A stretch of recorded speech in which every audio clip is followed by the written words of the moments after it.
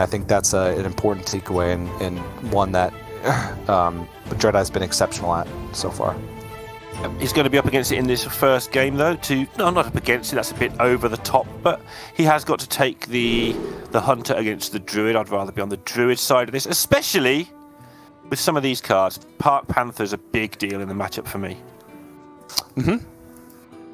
Yep, pretty huge in these board-based matchups. Do you think he keeps the Watch Post? You mentioned a moment ago how it was good against the Hunter, but that was not on the coin, right? This is now on the coin. No, it was on the coin. He coined it out. Oh, it was on the coin. Yeah, he coined it out.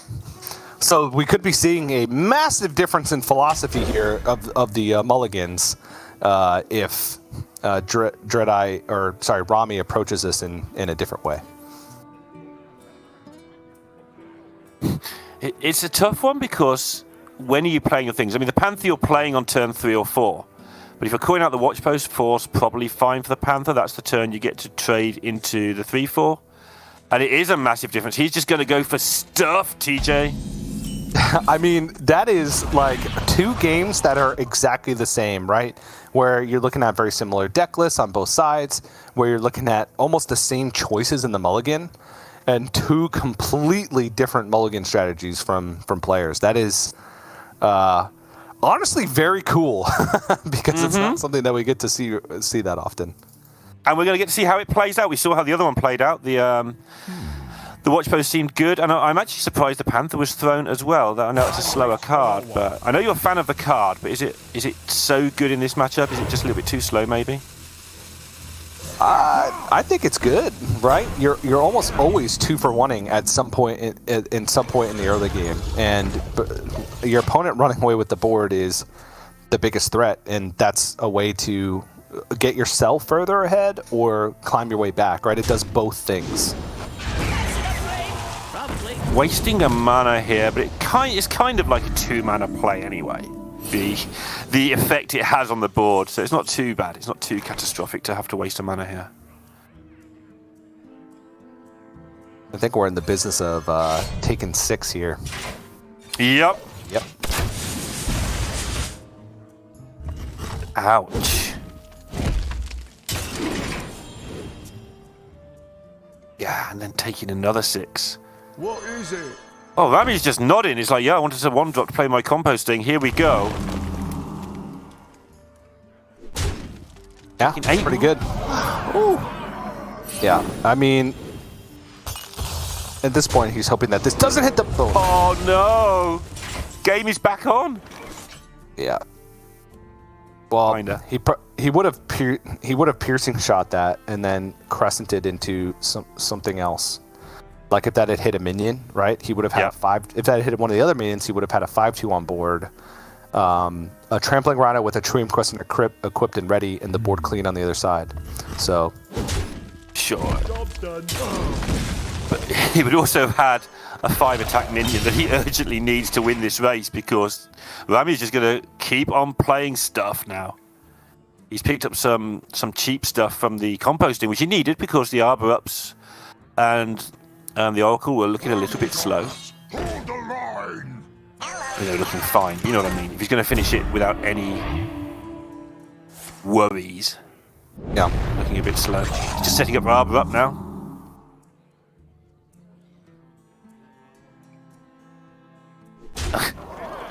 Can't imagine a world where he wouldn't play this extra 1. Like, I don't think there's a single scenario where he doesn't play an Arbor Up next turn. Yeah. Like, he's thinking about it because the Oracle, like, all right, well, if he clears some of my board, then maybe. Explosive Trap, maybe? Sure, but I still just don't think there's, like, what are you going to... You're just going to say that Explosive Trap is 100% the pick, and then you're going to reload with Oracle plus 1/1? I don't know. There is some thought to be made towards it, but I think that you always play that 1/1 in that scenario just to threaten additional power. And if Explosive Trap doesn't come out, like in that situation, you have a guaranteed lethal setup. I think it might have been guaranteed without it, and that's what he was looking at, but nicely done, right? 2 different mulligan strategies, 2 different ways to win in that matchup that we've seen in the first 2 matchups today. So Now DreadEye's going to move over to Quest Mage to try and get a win against this aggro Druid. Who do I copy, TJ? I was going to copy the mulligan strategies of the top players. And now when I play that matchup, I haven't got a clue what to do. So I just have to throw all the cards away and let ball control decide. Right, Quest Mage. Makes sense. We saw how it can control it to some degree, but he's in trouble. I think he's actually just in trouble. Rami can just go through this lineup.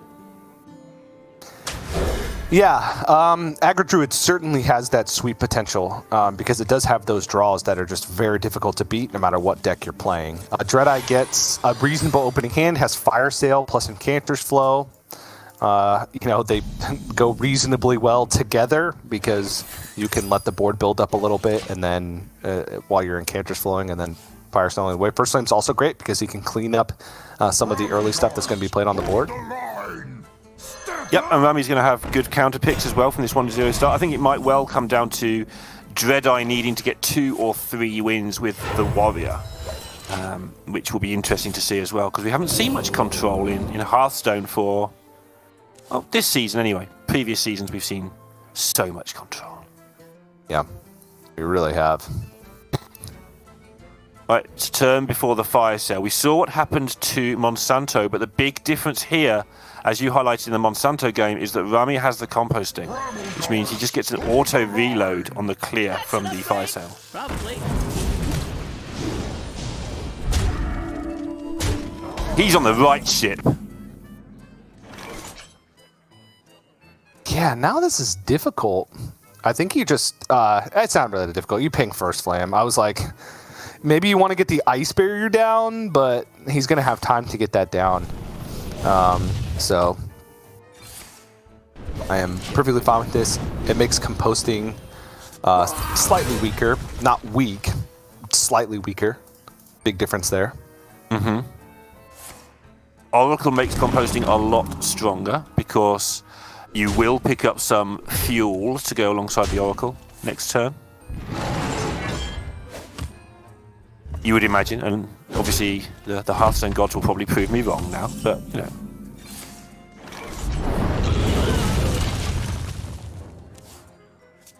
Not fuel. Fuel. Okay.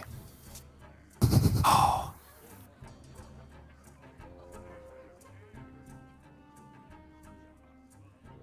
All right, what's the most efficient way to do this? What are you trying to achieve? Are you trying to just win with what you've got, or are you trying to win with an Arbor up? Well, those go hand in hand. I guess he's at 17, so winning with what you got without Arbor up is reasonable in itself. I think trying to make it as resilient board as possible for both Arbor up and the second composing that in his hand is good. I don't think you want to like play a Teacher's Pet and isolate things. I don't think you want to play a Park Panther for pressure because again it would isolate. I like this the best because it does just present the most difficult situation, and he's got an Ice Barrier up. I think he can afford to, and he's got another Fire Cell in hand. I think he can afford to play the Incanter's Flow here. I think this is fine. Yeah, from where he's sat. As it turns out, Argent Squire is really going to be irritating for him there. Assuming that Rami actually picks something to go with it. Yeah, the Annoyertrons too, right? Oh! All annoying. Excuse the noises, but everything happens now. Yep, Annoyertron composting even though nothing's gonna die. Yeah, well you don't mind either way, right? If nothing dies, you'll just keep hitting your opponent for loads of damage. Yeah, well, loads of damage is damage. capped at 8, right? That's loads of damage. So... Sure, fair point. Fair point. Well, you know that, but DreadEye doesn't know that, because if there's an Arbor up, DreadEye's dead. So he has to treat this like a real threat. Yeah. Which is interesting, because by treating it like a real threat, he's actually going to give Rami more chance of getting the Arbor up. And that's why he's thinking suddenly, I think. Yeah, it is kind of interesting in that regard, right? But that Park Panther's been there quite a while, so that looks like an Arbor up. Yeah, that's true. And I mean, he just drew a bunch of cards. I guess 3 of them were played, but like I don't even know, because he's almost never clearing this stuff up, right? Right. At least all of it. Can he math out a way to survive from 1 Arbor up? So it would be now. It would. Okay, I guess he is gonna get rid of as much as stuff. Yeah, it does. It wasn't there when you started the analysis, but it appeared in the middle of the analysis. Just to, like it does. Oh no. I didn't think he had enough mana for both of them. All right, well, I mean, that's a lot of cards in Rami's hand. He has reload for a long time. And Farwatch Post is actually incredibly annoying for Mage. It would just negate one of Cander's flows at this point, but still good. Does he want it immediately, though? He might wait until the quest is complete for that watch post, so that the cram session, or about to be complete, so the cram session sort of is less impactful. Yeah. I'm not just saying that because I can see the cram session. The cram session is usually saved until after you complete. Unless he's desperate to complete, right? All right. I wonder. He's seeing both fire sales. So Park Panther, a lot of merit. And he gets 1 mana left over, which I assume he's going to Org Merchant onto the Panther, but I could be wrong.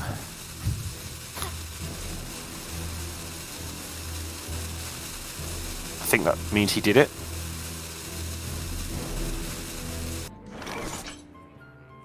He did. Yep. Oh! He would have to ping the 2/1 off first and then Magtheridon. But then he doesn't have fire sales left in the deck. And he gives his opponent 3 minions to Arbor up. Yeah, that is... Oh, boy.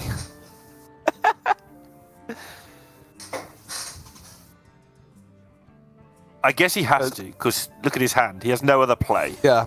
To explain it, Magtheridon, it doesn't read you need to kill just the warders that it summons. You need to summon 3 and then kill the 3 that it summons. So you need to respect board space. If there's only 2 spots, the Magtheridon will never have a chance to actually go off. He did actually bail on that plan and decide to go with my opponent's drawn all but 11 cards. They've got an Arbor up, so let's not die to it yet. I think this is the time for the watch post, TJ. I don't know what else goes with it, but this is the you have to beat me next turn, Mage, so I'm going to slow you down. Like watch post, teacher's pet, peasant. Seems a reasonable mix of things. A big thing, a small thing, and a slow you down thing.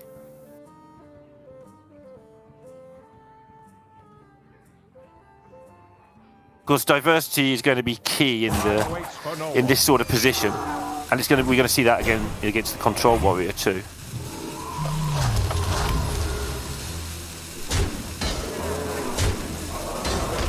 Well, he knows the fire sales are gone, so this makes some sense too.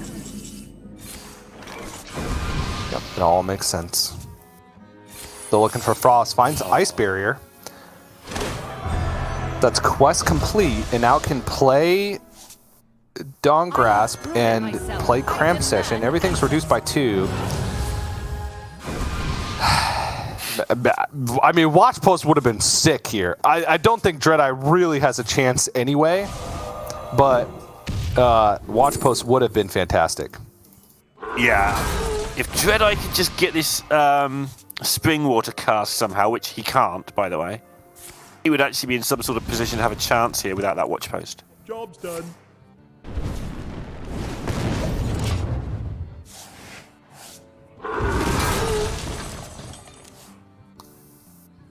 Just checking this is lethal, right? 18. I mean, it's lethal on board. Yeah.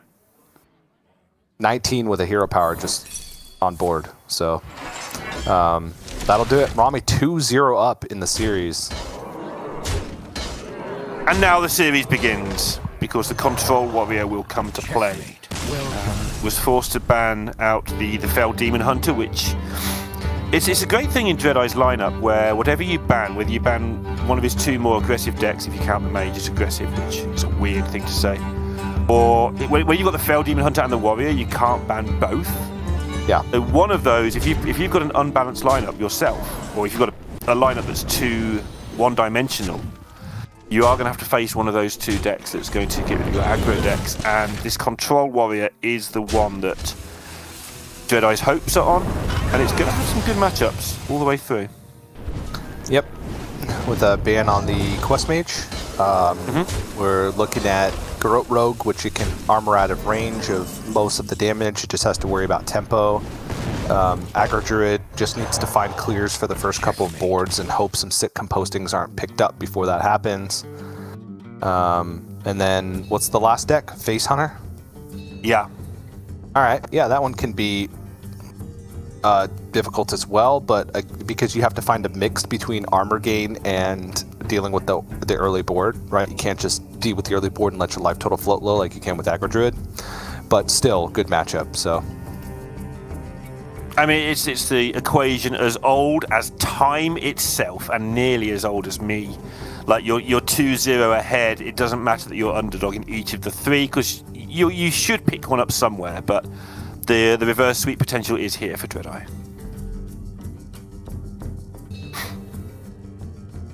Oh. What will he be looking for? This is probably the hardest one, actually, for DreadEye. Looking for some early removal. And hoping not to get swamped by Rami, right? If Rami starts getting that card draw, that feels like that could be dangerous for me. Yeah, that's kind of the big thing is, right, keeping the board in check at every step of the game. Because it can get out of hand when composting comes down, where, you know, you use all of your removal to get rid of the board, but then the board just gets completely reloaded. So... it's still a difficult matchup. Not a bad matchup, a difficult matchup. Difficult mulligan for Rami as well. You want all of these cards, but you can't keep all of them because they don't work very well as a group. Okay, Squirrel and Battle Guard. Battle Guard, Oracle, essentially always keeps. Squirrel most of the time.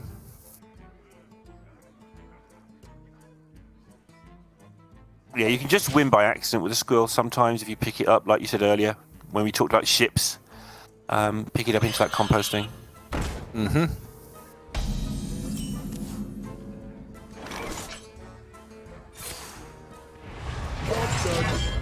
Orchid Azimuth less good in this matchup than some. It's still just a fantastic defensive card, of course, but as the Druid tends to go pretty wide on you. If you're desperate, you can use it for removal. Yeah, it kills almost all their things. Option already available here, by the way, for the Org Merchant and the Razormane. Into a compost turn after. Yeah. So there's actually not that much stuff in the deck that just answers the Battle Guard being played right by itself. Right. Because it would be protected from Bladestorm. It would be Minefield. A combination of 2 cards in some sense. Like there's actually not that much that answers, especially if you're pushing 2. Like look at this situation. It would have to be like multiple cards in order to get it done. So Rami hoping for taunt off the top, I guess. That way he can play it, fit in a Guardian Org Merchant, and play the composting. Teacher's Pet! Teacher's Pet would have been absurd. I think a Nortron's good because now he can get a 3 minion composting down. Right, and plenty of Divine Shields to go around as well. Yeah, nice. Perfectly fine.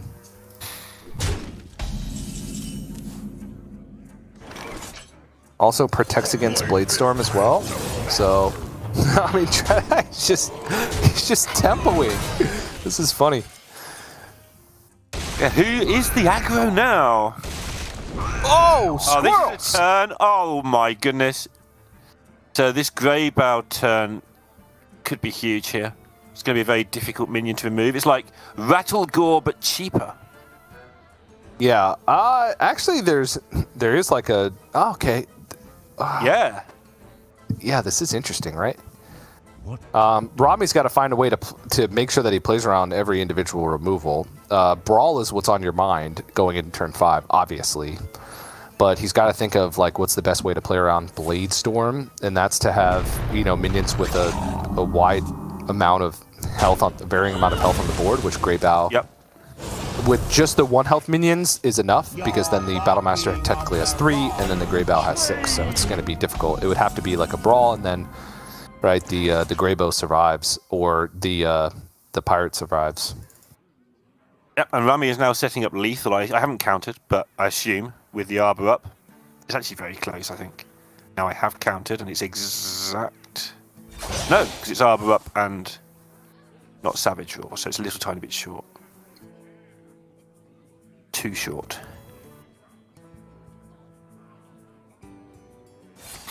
But this is difficult. Yeah, he's just going to get the Blade Storm out of the way to try and isolate things, and then try and clean up the board a little bit more next turn. Draws the Stonewall Anchorman from the stage dive, which that actually could have been the Kargath Prime, which would have been unfortunate because I don't think he would really have time in this game for that. No, it's going to be way too slow. Rami does have the opportunity to just go pretty much all in with a second composting, challenge DreadEye to clear, like, give me loads more cards or I win. Yeah. Seems like a good argument for doing that. Yeah, he saw that DreadEye struggled to just deal with that first board, so I wonder. now forcing him to have something for the second one as well. And then a third one once the composting comes down. Oh, going max pressure instead? Okay. All right. I mean, this is a lot of damage. It's hard to argue with. I liked the composting line because it just keeps things coming, but this is just setting up a lethal that's... The argument that it's hard he couldn't deal with the last board, well, deal with this one then. Good luck. So Armor Vendor, DreadEye would be at 18. If he would take off the Grey Bow from the board, there would be 16 looking at him. That would be with the Anchorman play. I think this might be like a Bulwark turn and then hope for a Brawl. Yep. He could Armor Vendor, Bulwark, Corsair Cache to pull one more card from his deck. Just to make sure that he has the Brawl. Instead goes for an Armor.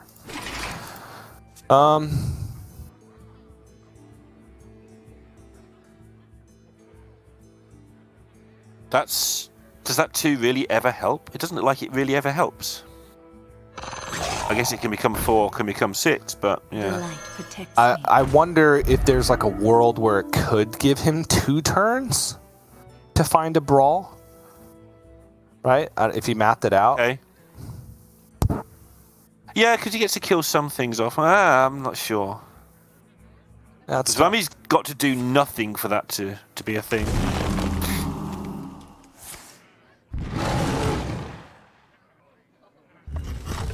Assume this all goes to the head, but clearing up some of the board could be desirable. Yeah. There's no divine shields, actually. Yeah, who cares? Time waits for no one. Yeah, there's not really an opportunity for him to survive 2 turns, but maybe it's surviving beyond that, right? Right. Like maybe the 2 extra armor means more if he does hit exactly Brawl next turn, and then there's a reload. He needs to find more time. He's like, yeah, whatever. Just hit him.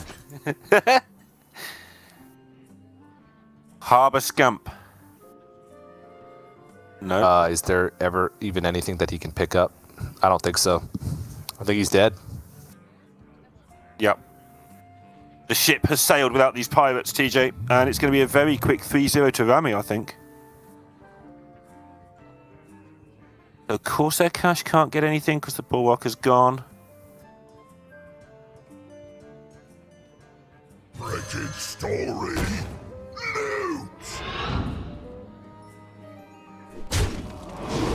lost a lot. 12? Is he definitely dead on board? Yes, he's definitely dead on board. This is the thing that DreadEye always does to make sure we're watching. Oh, now he's really dead. Oh, I thought that was another squirrel. I was like, I didn't even think he had that many squirrels. Rami's happy. Look at him popping off. Yeah, I mean, I would be happy too. He's had some struggles making it into the top 4. He really needed a big week, being super far down in that relegation zone, which is an incredibly scary zone to be in for any player. So, huge win. And DreadEye's won't be stopped there, but another top 8 in a season full of great performances. I think that, you know, he should be happy as well with just picking up a couple more points on the week, further solidifying his you know, playoff spot essentially. Yeah, I mean, nothing's guaranteed. Well, some things are guaranteed, but it's not guaranteed. But he's looking very good for a top 4 finish overall, which is nice for him. Obviously, he'd like to sneak into 2nd place, but he is behind now Gidan and Monsanto, so that's the disappointing part for DreadEye. He might not get that top 2. But for Rami, that's absolutely massive. He's now overtaken Eddie, and he's up there with Killing All Day and Ego Waffle. And if he get one more point, he will go past Kaylee's Luna as well. Possibly Frozen, depending how Frozen does in the next one. So massive, massive win for Rami. And if